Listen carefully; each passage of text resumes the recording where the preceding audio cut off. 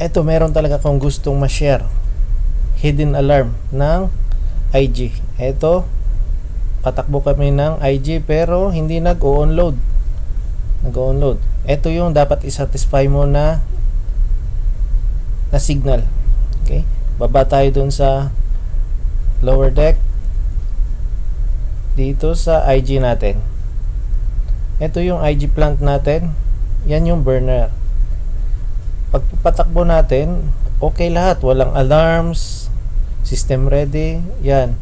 Yan magsisignal sa burner on mo.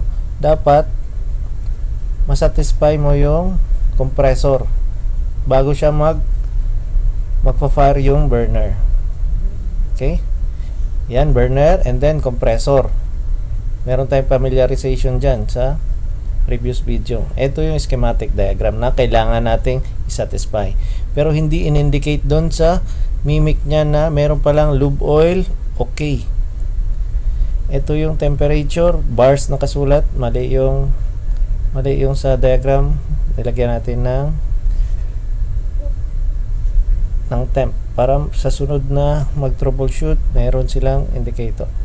Yan, A4 at saka A13 at saka A14. Yan yung signal inlet or input ng temperature. Yan, X11, U+1, yan yung sa PLC at ito naman out. Yan yung actuator positioner. Yan yung nagkocontrol sa lube oil valve. Yan.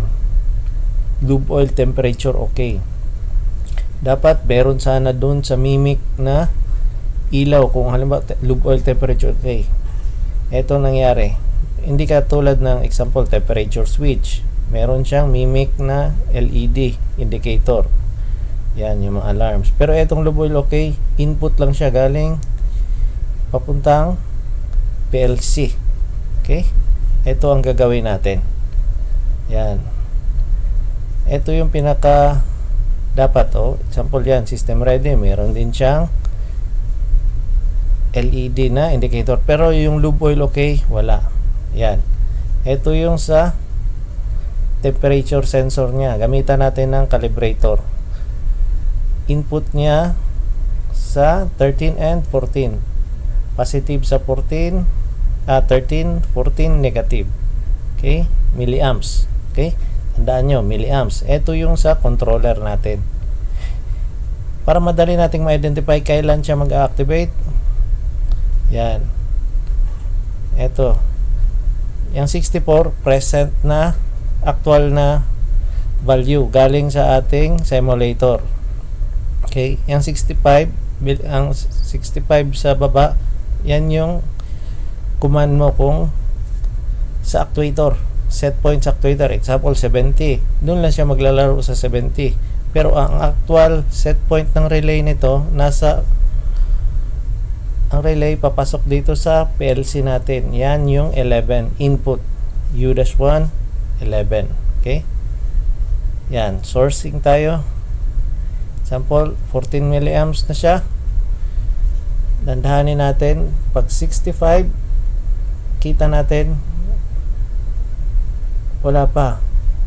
Pag 65, yung number 2 na LED na wala, ibig sabihin satisfy na yung 65.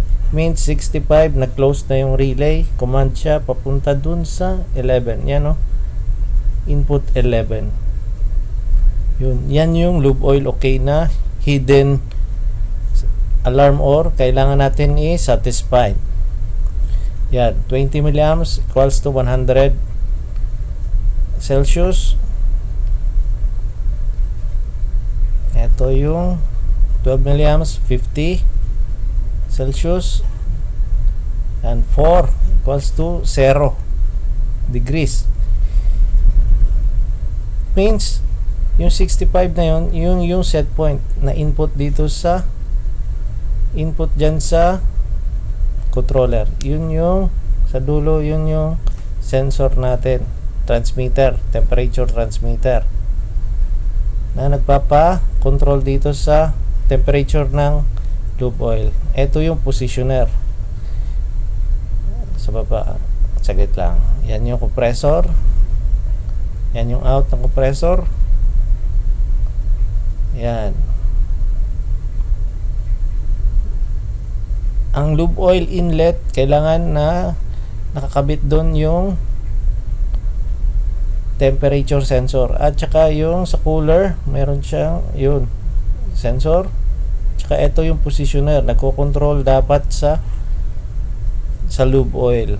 Kung sa output na to, si water, close niya in para ma-maintain niya yung 65.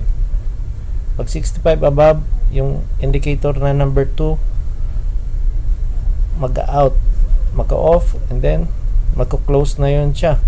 Magsisignal siya dun sa PLC niya na X11 input. Okay? Wala kasi ditong lube oil, okay? Hindi katulad ng system ready, meron siyang ilaw. Yan yung hidden na alarm. Yang 65, example 65, 64. Yan. Sa controller yan siya. Okay? Sa controller yan. Na command. Example 60. You see? Tingnan nyo, kahit below 60, 72, yan yung i-control ng actuator mo. Hindi yan yung set point mismo ng output ng temperature controller. Yan lang yung mini-maintain niya. Pagdating na 65, yun. Dapat. Mas maganda kung 70 yun siya. Para doon siya maglalaro. Abutin niya kaagad ng 70. Yan yung sa out na relay. Okay. Dapat yung output na yun gawin natin 70 para, kasi 65 lang yung set point nun. Sa out actuator minsan bababa siya. Dapat yan, stable siya sa 65 to 70, pero mas maganda i-up natin sa 63 or 70 yung set point ng actuator.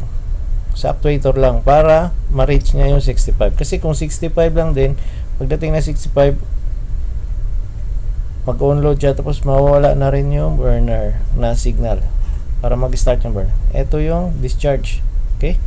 Discharge alarm 105. High temp. Okay? Sana makatulong to sa inyo. Yan lang yun. Lube oil or sa ibang IG, cold start. Okay? Yung cold start. Yung 65, up and down lang, gawin natin 70. Okay? Para ma-reach kaagad niya yung 70, doon lang siya sa 70.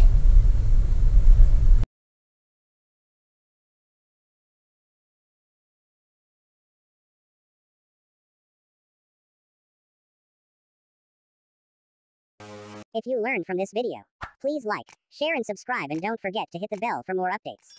Also follow us on Facebook Barco TV. Thanks for watching.